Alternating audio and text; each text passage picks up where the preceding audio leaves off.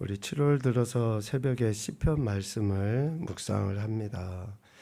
시편은 하나님을 찬양하는 찬양, 그리고 하나님께 대한 감사, 또 하나님 앞에 아뢰는 그런 탄식, 또 이러한 상황에서 회복시켜 주실 것에 대한 소망, 다양한, 그러니까 우리가 삶의 현장에서 실제적으로 느끼는 여러 가지 감정이나 또 신앙 고백이 담겨져 있는 것이 시편이죠. 시편의 가장 핵심적인 특징이 뭔가 살펴보면 일방 소통이 아니라 쌍방 소통이라는 거예요. 그러니까 서로 우리가 대화 나누듯이, 서로 어떤 교제를 나누듯이 하나님 앞에서의 우리가 고백하고 또 하나님의 음성을 듣고 하는 그러한 쌍방소통이 시편의 가장 큰 특징이다 라고 할 수 있죠. 이것을 시편의 용어로 바꿔보면 묵상이에요. 묵상. 하나님의 말씀을 우리가 천천히 생각해보고 그 말씀을 내 삶에서 어떻게 삶으로 구현해내는지를 생각해 나가는, 그래서 우리 인생이 하나님께 드리는 기도뿐만 아니라 이에 응답해 주시는 하나님의 사랑, 또 위로의 말씀을 우리는 시편을 통해서 보게 되죠. 이렇게 시편을 기록한 사람들 가운데 대표적인 인물이 다윗이죠. 다윗은 그 하나님이 자신에게 베풀어 주신 은혜, 그리고 또 앞으로 베풀어 주실 은혜를 소망하며 하나님 앞에 나갑니다. 이 은혜를 오늘 우리의 표현으로 바꿔보면 복이라고 할 수 있겠죠. 시편에서는 복에 대한 이야기가 참 많이 있습니다. 그런데 이 복에 대해서 우리가 히브리어 원어를 보면 크게 두 가지로 이야기를 해요. 첫 번째는 바라크의 복입니다. 이 단어는 무릎을 꿇다, 경배하다, 찬양하다 라는 의미가 있어요. 그러니까 하나님 앞에 우리가 무릎을 꿇고 경배하고 예배하는 그 행태 자체를 복이라고 해요. 그렇게 창조주이시고 주권자이신 하나님 앞에 겸손히 무릎 꿇을 때에 하나님이 우리에게 실제적으로 주시는 영적 또 육적 물질적 복을 바라크의 복이라고 이야기합니다. 구약 성경에 약 330회 정도 기록되어졌다 그래요. 그러니까 그만큼 구약 성경에서 복이라고 하면 하나님께서 우리 인생, 즉 하나님 앞에 무릎 꿇어 경배하는 자들에게 주신 그 실제적인 복을 이야기하거든요. 그리고 또 한 가지 복의 그 의미를 담고 있는 히브리어가 아샤르라는 단어예요. 이 단어는 올바른 길로 인도하다, 곧게 하다라는 그런 뜻이 있습니다. 그러니까 하나님의 말씀에 순종하여서 우리가 하나님의 인도하심을 따라 살아가는 그 삶의 상태를 우리는 아샤르의 복이라고 이야기합니다. 창조주이시고 주권자이신 하나님, 그 하나님과의 인격적인 교제 자체를 우리는 아샤르의 복이라고 이야기하죠. 구약 성경에 약 45회 정도 사용되었다라고 합니다. 그러니까 성경에서 이야기하는 복은 하나님과 교제 나누는 것도 복이고, 또 하나님께로부터 우리에게, 즉 하나님께 무릎 꿇어 경배하고 찬양하고 예배하는 자들이 이 땅에서 실제적으로 누리는 그 모든 행태를 다 우리는 복이라고 이야기해요. 여러분 복 받으셨습니까? 네. 우리는 진짜 복 받은 인생. 네. 우리가 아까 봉헌 찬양으로 올렸던 찬양 언제 우리가 한번 듣지 않았던가요? 들었었죠. 언제 누가 했었죠? 근데 제가 어제도 그 유튜브를 보고 했었는데 오늘 우리 장유리 성도님이 하시는 그 찬양을 들으면서 와, 어쩜 하나님 제게 꼭 필요한 찬양으로 제가 감사하지 못하니까 저보고 감사해라고 어쩌면 저렇게 꼭 제게 주시는 찬양으로 하셨는지 그 자로 시작해서 사용할 수 있는 그 어떤 단어를 다 갖다 붙여도 뒤에 감사가 있으면 어때요? 무조건 다 감사해요. 무조건. 어떤 단어를 갖다 붙여도. 그러면서 제가 잠깐 묵상이 되던데 감사라고 하는 그 긍정의 단어가 있잖아요. 그 앞에 어떤 부정의 단어가 붙어도 다 감사할 수 있어요. 그런데 뒤에 부정의 단어가 있잖아요. 미움, 시기, 질투, 다툼 이런 것에 어떤 긍정의 단어, 어떤 단어를 갖다 붙여도 다 어때요? 부정해요. 이해되시죠? 저 그 생각이 묵상이 되면서 야, 우리가 어떤 생각 안에 그러니까 하나님이 우리에게 주신 사랑이나 또 기쁨이나 감사나 행복이나 이런 그 긍정의 단어를 빼놔버리면 없애버리면 결코 우리는 어떤 말을 갖다 붙여도 감사할 수 없고 기뻐할 수 없고 그러한 존재겠구나 하는 생각이 들더라고요. 오늘 시편에서 이야기하는 이 복은 바로 그거예요. 하나님과 친밀한 교제를 나누는 이가 어찌 불평할 수 있겠습니까? 하나님과 친밀한 교제를 나누니가 어찌 미워하고 시기하고 원망할 수 있겠습니까? 이러한 복, 아샤르의 복을 받아 누리는 자가 어찌 하나님께서 주시는 바라크의 복을 받지 않을 수 있겠습니까? 시인은 그래서 오늘 우리가 늘 하나님을 생각하고 늘 하나님을 의지하고 늘 하나님과 친밀한 교제 나누는 그 자체의 복을 받아 누리기를 우리에게 권면하고 있는 것이죠. 시편 1편 1절 2절에 보면 이런 복, 즉 하나님과 친밀한 교제를 나누는 사람은 어때요? 하나님이 싫어하는 것, 미워하는 것 거부하게 돼 있다는 거예요. 악인의 자리, 오만한 자들의 자리. 하나님이 기뻐하시지 않는 것을 행하면서 내가 하나님과 교제한다. 하나님이 싫어하는 것을 내가 생각하고 말하고 행동하면서 내가 하나님과 교제하는 복을 받았다. 하나님과 교제하는 자는 하나님이 원하시고 하나님이 기뻐하시고 하나님이 기대하시는 것을 하게 되어 있어요.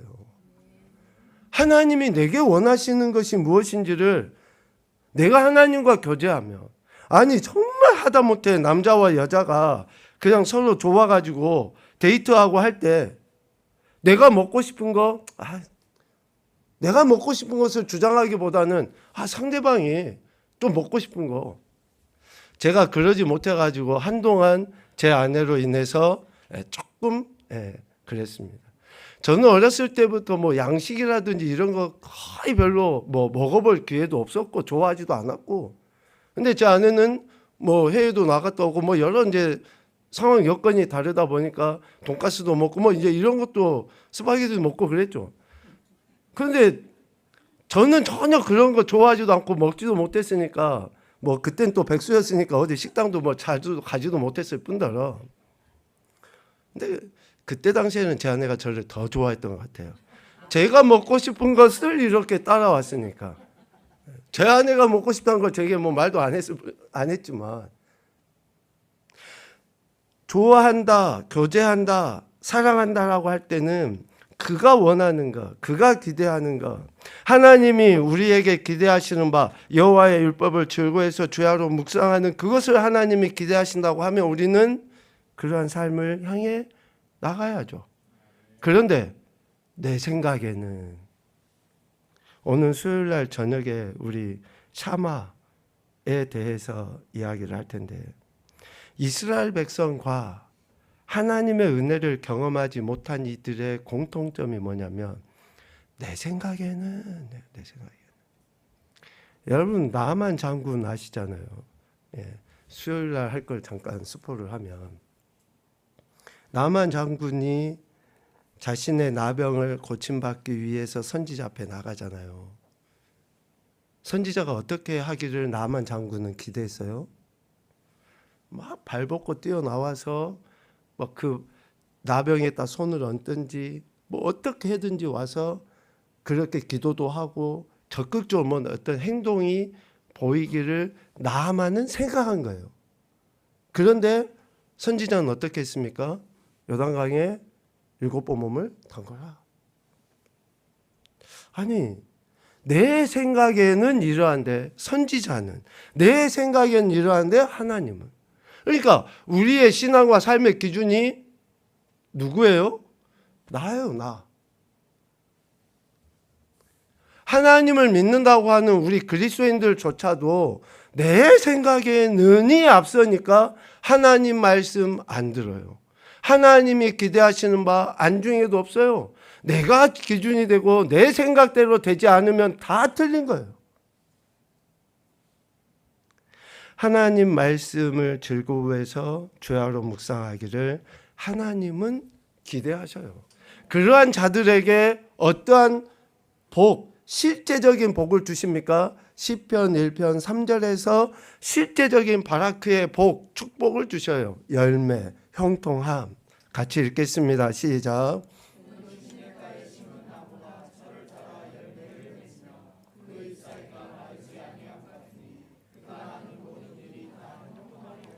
아멘. 여기서 형통이라는 단어, 찰라흐라는 단어는 아무런 문제가 없는 상태를 이야기하지 않아요. 장애물도 있고 문제도 있고 예기치 못한 돌발의 상황도 있어요. 이 말씀을 보면서 시냇가에 심은 나무가 철을 따라 열매를 맺는다 했잖아요. 나무가 열매를 맺기까지 우리는 나무가 아니기 때문에, 또 나무의 입장에서 생각해 보지 않기 때문에 잘 모르는데, 조금만 다시 돌이켜 생각해 봅시다.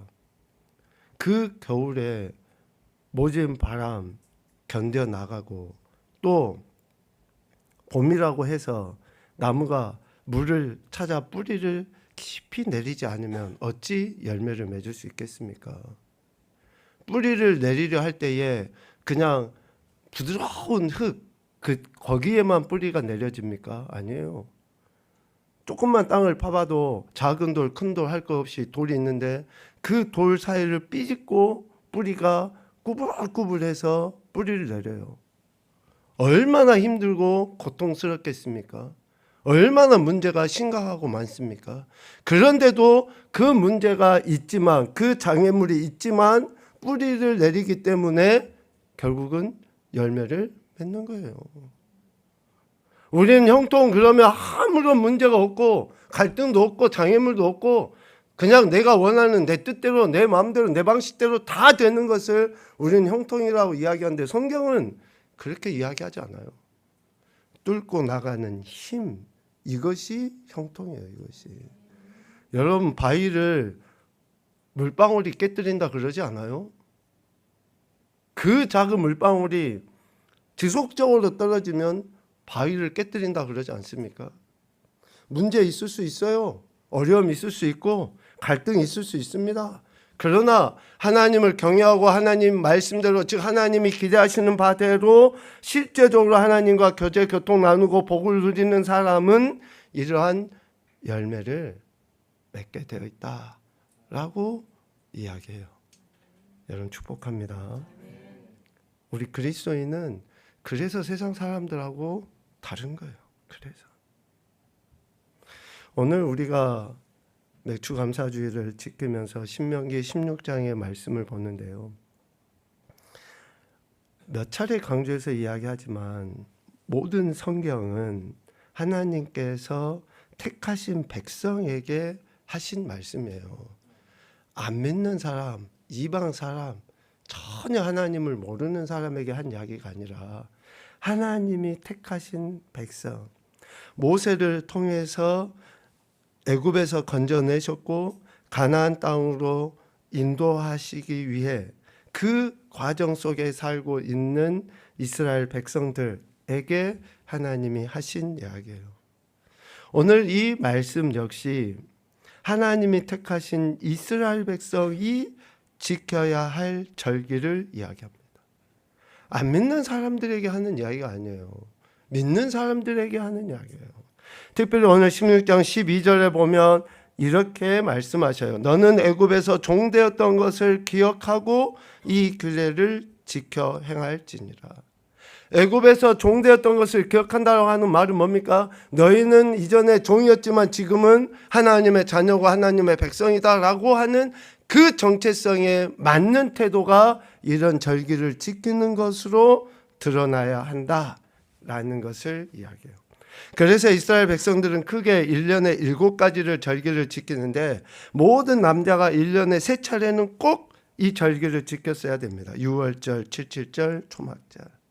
이 절기는 반드시 지켜야 한다라고 이야기해요.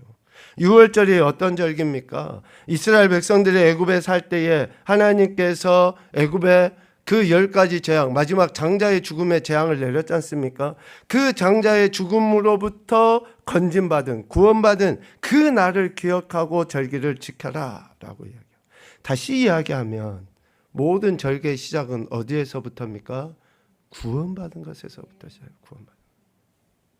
구원받은 것에서부터 모든 절기는 시작이 돼요. 우리는 그냥 1월 1일 첫날, 새해, 설날 이렇게 이야기해서 우리는 그 날을 시작으로 이야기하지만 그리스도인 하나님의 백성은 어디에서부터요? 구원받은 것에서부터 시작해요. 여러분 구원의 확신이 있습니까? 우리가 구원의 확신이 없이 드려지는 이 예배, 절기 그 어떤 의미도 실질적으로 없다고 해도 과언이 아닙니다. 왜? 너는 애굽에서 종되었던 것을 기억하고. 그래서 이스라엘 백성들이 하나님께서 말씀하신 이러한 절기들을 지키는데 출애굽기 34장 22절 23절에 보면 77절 공백주의 초실절을 지키고 새말에는 수장절을 지키라. 모든 남자는 매년 3번씩 이스라엘 하나님 앞에 보여라 라고 이야기해요. 여기에서 지키고 지키라 라는 말을 강조해서 이야기합니다. 지키다 라는 그 히브리어는 샤마르라는 단어를 쓴다고 해요. 가시 울타리로 만들어서 견고하게 하다 그런 의미예요. 여러분 어렸을 때 그러한 그 동네 풍경을 보셨는지 모르겠습니다. 저희 동네는 그랬었어요. 집집마다 이렇게 담벼락이 있는데 벽돌로 이렇게 좀 튼튼하진 않아요. 그런데 그 맨 윗단에 뭘 했습니까? 이렇게 좀 철 같은 걸로 한 데도 있지만 대부분의 집들은 병조가리 같은 거 있잖아요. 이 병조가리 같은 것을 쭉 이렇게 박아가지고 시멘트에다가 거기다 세워놓고 했어요. 저희 집만 그랬나요? 저희 동네만? 저희 동네만 그랬나요? 대부분 그랬잖아요. 우리 어렸을 땐 대부분 그렇게 하고 했거든요. 그러니까 집을 지키고 보호하기 위해서 울타리의 역할을 지금 그렇게 한 거예요. 여기 샤마르라고 하는 그 지키다라는 단어는 바로 그거예요. 도적이 들어오지 못하도록 울타리를 쳐서 견고하게 경계하고 또 준비하고 하는 그런 모든 의미를 담고 있습니다. 여기에서 파생된 단어가 뭐냐면 파수꾼이에요. 파수꾼. 파수꾼은 그냥 내가 하고 싶으면 하고 좀 잠오면 자고 이거는 파수꾼일 수가 없어요. 지키는 게 아니에요. 경계하는 게 아니에요. 샤마리가 아니에요. 파수꾼은 목에 칼이 들어와도 아무리 많은 도적이 와도 그 자기가 지키고 있는 처소를 떠나질 않는 게 파수꾼의 본 업무예요.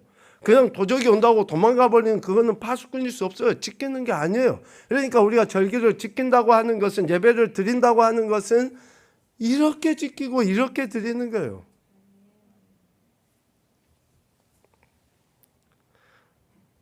예배는 오늘날 우리가 너무 가볍게 쉽게 여기기가 쉽잖아요.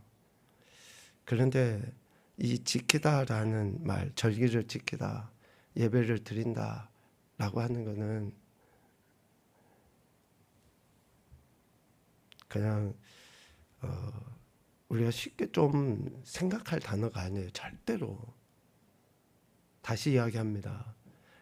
이스라엘 백성이 절기를 지키는 것의 시작은 뭐부터라고요? 구원부터예요. 구원부터. 우리가 예배를 드리는 것은 뭐 1년 52주 있는데 내가 상황이 어떻고 환경이 어떻고 감정이 어떻고 뭐 어떻고 저쩌고 다 이야기할 수 있어요.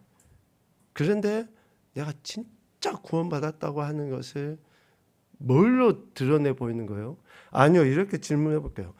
우리가 예수님 믿고 구원받았다고 하는 것과 예수님 믿지 않는 사람들과 세상 사람들과 명확하게 구별되는 게 뭡니까? 예배 드리는 거예요. 예배 드리는 거. 절기를 지키는 거예요. 아무리 세상 사람이 도덕적으로 양심적으로 깨끗하고 착하고 저 사람 법 없이 해도 살아 뭐 얼마나 사람들이 추앙하고 인정해도 그가 딱 하나 못하는 게 뭐예요? 예배 드리는 거는 절대 못해요. 예수님을 구원자 왕으로 고백하지 않는 이상은 죽었다 깨어나도 그는 못해요. 그러니까 예배당 문은 항상 열려있지만 누구나 들어오는 게 아니에요. 지금 이 자리에 들어 앉아있는 여러분들은 구원의 은혜, 구원의 감격, 확신 속에 하나님 앞에 예배하기 위해서 이 자리에 앉아있는 거지 우리가 친목회로 앉아있는 것도 아니에요. 그냥 누구 만나서 이런 담소 나누기 위해서 앉아있는 것도 아니에요. 내 자신을 각을 뜨고 빻아서 제물로 하나님 앞에 올려드리기 위해서 우리가 이 자리에 앉아있는 것이지 우리가 어떤 세상 사람들과 뭐가 다르고 뭘로 우리를 구분할 수 있습니까? 예배로 구분하는 거예요. 예배로. 절기를 지키는 것으로 구분하는 거예요. 이러한 은혜들을 하나님은 우리에게 누리기를 원하셔요. 누리기를. 예배는 우리에게 주어진 특권이에요. 특권. 의무가 아니고. 다시 이야기합니다. 예배는 의무가 아니고 특권이에요. 특권. 의무는 내가 강제로 해야 되고 억지로 해야 되지만 예배는 하나님 앞에 기쁨과 감사함으로 드리는 우리의 특별한 권리예요. 권리. 그러니까 여러분들이 이것을 진짜 하기 싫은데 라고 생각하니 하나님 앞에 기쁨도 감사도 자원함도 없는 거예요. 오늘 말씀에 보면 매우 중요한 절기를 지키는 목숨과 같이 소중하게 여겨서 지키는 자들이 보여야 될 태도를 크게 두 가지로 이야기해요. 첫 번째는 10절 하반부에 이야기합니다. 여호와께서 내게 복을 주신 대로 내 힘을 다하여 헤아려 자원하는 예물을 드리고 헤아려 자원하는 예물을 드림으로 우리는 절기를 지키는 거예요. 여기서 헤아리다 라고 하는 그 히브리어의 의미는 능력에 맞는 분량을 뜻합니다. 능력에 맞는 분량. 그러니까 자원하는 예물과 동일한 의미로 쓰여졌다고 보면 돼요. 우리가 하나님 앞에 나와 예배하며 지키고 예물을 드릴 때에 헤아려 자원하는 마음이 있어야 된다. 이 말의 의미는 뭡니까? 하나님께서 각 인생에게 허락하신 것에 대해 하나님의 주권을 인정해야 된다는 거예요. 하나님의 주권을 인정함이 우리의 예배의 태도로 드러나야 된다. 절기를 지키는 태도로 드러나야 된다. 특별히 어떤 실질적인 이야기를 해보면 우리가 예물, 헌금 드릴 때 여러분 자원해서 드리잖아요. 뭐 보통의 우리 예배나 절기를 지킬 때는 이렇게 좀 우리 형편에 맞게끔 해서 드려요. 그런데 교회 공동체가 이렇게 이제 세워져 가다 보면 직분자들을 세울 때가 있잖아요. 그 직분자들을 세울 때 지금 우리는 서너 차례 직분자를 세우면서 그렇게 하지는 않았습니다만은 대부분의 많은 교회들이 직분자를 세움에 있어서 그 헌금을 딱 책정해 놓는 경우들이 좀 많이 있는 것 같아요. 장로가 되기 위해서는 또 안수집사 권사가 되기 위해서는 이렇게 어느 정도 책정을 해 놓는 그러한 그 교회들이 다수 있는 것을 봅니다. 여러분 그것을 여러분 어떻게 생각하십니까? 하나님의 주권하신 가운데 각각 사는 형편이 다 달라요. 어떤 사람에게 10만 원은 별로 아닐 수도 있지만 어떤 사람에게 10만 원은 정말로 자기 목숨과 같이 소중할 수 있어요. 그 금액이 훨씬 더 커지면 커질수록 어느 한편의 사람들은 매우 안타까운 상황에 처하게 되기도 해요. 그런데 직분을 얻기 위해서 그렇게 일괄적으로 일률적으로 뭔가 정해놨다. 과연 그게 하나님 앞에 예배드리고 직분자를 세우는 모습일까 생각하면 좀 안타까운 생각이 많이 듭니다. 자원하는 마음, 힘을 헤아려서 하나님 앞에 하나님의 주권을 인정하며 드리는 태도, 절기를 지킴에 보여야 될 태도의 첫 번째는 하나님의 주권을 인정하는 거예요. 하나님의 주권을 인정하는 거예요. 두 번째는 11절 전체 또 하반부를 통해서 우리에게 이야기해 주십니다. 너와 내 자녀와 노비와 네 성중에 있는 레위인과 및 너희 중에 있는 객과 고아 과부가 함께 내 하나님 여호와 앞에서 자기 이름을 두시려고 택하신 곳에서 내 하나님 여호와 앞에서 즐거워해라 라고 이야기해요. 하나님께서 지키라고 하신 절기를 지키는 것은 공동체 전체가 함께해야 할 일이다 라는 거죠. 너나 너 자녀들 뿐만 아니라 심지어는 노비, 또 아무런 사회적인 활동을 할 수 없는 레위인, 또 구약시대에 가장 불쌍한 긍휼의 은혜가 필요한 객이나 고아나 과부까지도 함께 하나님 앞에 예배하며 절기를 지켜야 한다라고 이야기해요. 오늘날 우리가 진실로 하나님의 구원의 은혜 감사해서 이러한 태도로 하나님 앞에 예배하고 공동체 전체가 같이 예배드리고 있는가 생각해 봐야죠. 끼리끼리라고 하는 그 이야기가 세상의 모임뿐만 아니라 교회 공동체 안에서도 있다고 하지 않습니까? 너무나 안타까운 거 아니에요? 노비나 객이나 고아나 가부까지도 함께 하나님께서 기뻐하시는 자리에서 하나님 앞에 즐거워해라 라고 분명하게 절기와 예배를 지키는 자들에게 삶의 태도를 명확하게 가르쳐 주십니다. 하나님께서 원하시는 것이 무엇인가? 사회적 약자 역시 하나님이 지으신 피조물 존재라는 것을 이야기해요. 그러니까 우리는 그 하나님을 경외함으로 공동체 안에서 예배 드리는 거죠. 잠언 22장 2절 말씀을 우리 한번 같이 읽어보겠습니다. 시작.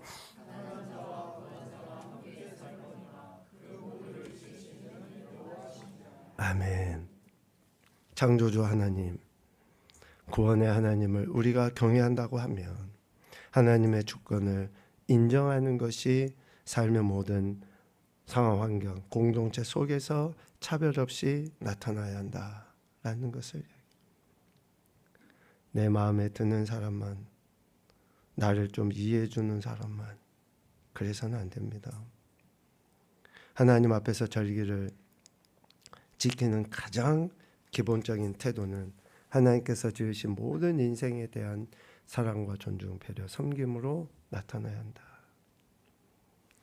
저들을 멸시하는 것은 결국 하나님을 멸시하는 것이다 라고 성경에서 우리에게 교훈해 줍니다.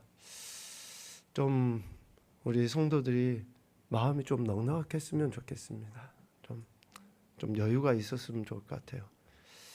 너무 세상이 좀 각박하잖아요. 좀 너무 그냥 이기적이다고 하는 말조차도 갖다 붙일 수 없을 만큼 너무나 안타까워요. 제가 제 아내한테 요즘에 하는 우리 성도들에 대한 흉이 그거예요. 아니 왜 성도들이 인사를 안 하고 가냐. 예배 끝나고 좀 이렇게 기도회도 끝나고 하면 좀 얼굴도 좀 보고 인사도 좀 하고 가지. 왜 뭐가 그리 급해서 그러게 가냐. 아니 그렇지 않아요. 그냥 우리가 나가서 뭐 차 마시고 밥은 못 먹어도 예배당 안에서 이렇게 좀 예배도 드렸으면 좀 적어도 악수도 하고 뭐 포옹도 할 수 있으면 하고 좀 인사 좀 하고 가지고 뭐가 그리 급해서 그냥 가냐고. 그냥 저만 서운한 거라고 여기시면 되는데 하여간 좀 그렇다는 거예요. 우리가 공동체 안에서 하나님의 예배도 드리고 같이 했으면 좀 그러한 교제들도 나누는 게 좀 좋지 않나 이제 이런 생각이 드는데 뭐 집에 꿀단지 숨겨놨으면 어쩔 수 없지만 하나님께서는 이스라엘 백성들 즉 구원받은 이스라엘 백성들에게 절기를 지켜라고 하실 때에 이러한 태도를 말씀하신 거예요. 우리가 뭐 크고 작고의 문제가 아니라 우리가 할 수 있는 하나에서부터 한번 좀 생각을 했으면 좋겠는데 마태복음 말씀으로 바꿔보면 이게 왜 중요하냐면 우리가 예수님을 대하는 태도이기 때문에 중요해요. 다시요. 예수님을 믿는다고 하는 우리가 예수님을 대하는 태도이기 때문에 이게 중요하다는 거예요. 한번 마태복음 25장 40절 말씀을 같이 읽겠습니다. 시작. 임금이 대답하여 이르시되 내가 진실로 너희에게 이르노니 너희가 여기 내 형제 중에 지극히 작은 자 하나에게 한 것이 곧 내게 한 것이니라 하시고. 아멘. 누구에게 한 거예요? 예수님께 하는 거라고요. 왕이신 그분에게 하는 거라고요. 내가 다른 지체에게 다른 누군가에게 하는 그것이 반대로 그렇게 하지 아니하면 결국 예수님에게 하지 않는다는 거예요. 우리가 아무리 뜨겁게 찬양하고 기도하고 뭔가 지붕이 들썩들썩 하는 것처럼 예배는 드렸다고 하는데 이런 태도가 없다. 섬김이 없다. 은혜 나눔이 없다. 그러면 과연 그것이 하나님이 받으실 만한 우리가 하나님의 자녀로서 그 예배를 지켰는지 드렸는지 생각해 보면 답이 나오지 않겠습니까? 내가 정말로 하나님을 경외해서 구원받은 자로서 하나님을 경외해서 예배드리고 있는가는 지금 내 삶의 태도로 알 수 있다라는 거죠. 정리해 봅시다. 왜 우리가 절기를 지켜야 됩니까? 왜 예배를 드려야 되는 거예요? 왜? 그리고 어떤 마음가짐을 가지고 그 예배를 드리고 절기를 지켜야 됩니까? 그 절기를 지킴에 있어서 우리의 행동이 어떻게 드러나야 됩니까? 1년 52주 똑같은 주일로 우리가 생각하며 예배 드립니까? 정말로 하나님 앞에서의 내가 예배자로서 구원받은 자로서 내가 예배드림에 있어서 어떠한 태도인가? 나의 정체성이 무엇이며 그에 합당한 찬양과 영광 올려 드리는 것이 어떻게 드러나야 하는지 각자의 위치에서 하나님의 영광을 온전히 드러낼 수 있도록 우리가 좀 더 잘 고민해 봐야 되지 않을까라는 생각을 합니다.